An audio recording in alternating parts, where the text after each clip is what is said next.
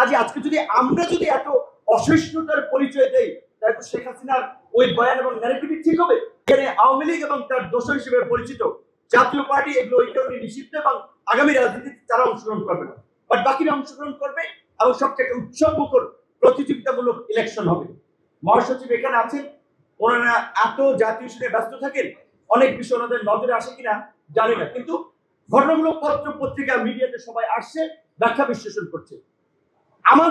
আমরা যারা লড়াই করেছি বিএনপির সাথে, আমাদের সাথে যদি বিএনপির আচরণ কেমন হয়, জুনায়েদ সাকির এলাকায় নাস্তিক ধর্ম বিদ্বেষী ব্যানার ক্রিয়েট করে তার ছবিতে জুতা ঝাড়ু পেটা করে বিএনপির কর্মীরা আন্দালিক রহমান পার্থর এলাকায় যদি জুতা ঝাড়ু মিছিল করে, আমার এলাকায় যদি আমাকে অবরুদ্ধ করে, রকভের এলাকায় তার সমাবেশ বন্ধ করে, বান্নামের এলাকায় বাধার সৃষ্টি করে, তাহলে কিন্তু এটা গোটা দেশের মানুষ না, আন্তর্জাতিক পরিসরও বিএনপির প্রতি একটা চরম একটা বাজে এবং ভুল মেসেজ যাচ্ছে।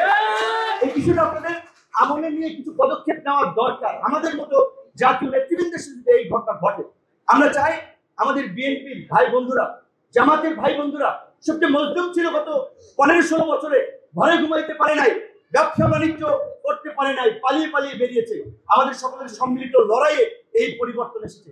কাজে আজকে আমরা এত অসহিষ্ণুতার পরিচয় দেই, তাহলে তো শেখ হাসিনার ওই বয়ান এবং ন্যারেটিভ ঠিক হবে।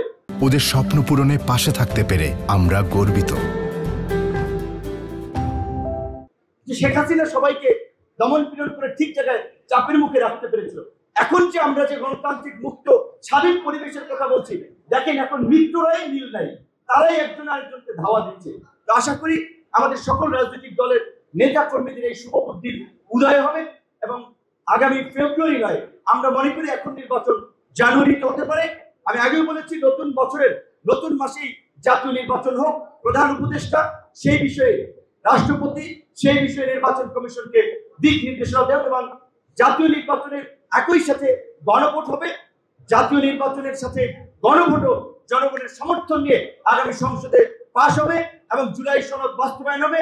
জুলাই সনদ এবং জুলাইয়ের আন্দোলনের আকাঙ্ক্ষায় তরুণদের স্পিরিটের আলোকেই আগামী নতুন বাংলাদেশ গড়ে উঠবে, সেই প্রত্যাশায় শেষ করছি।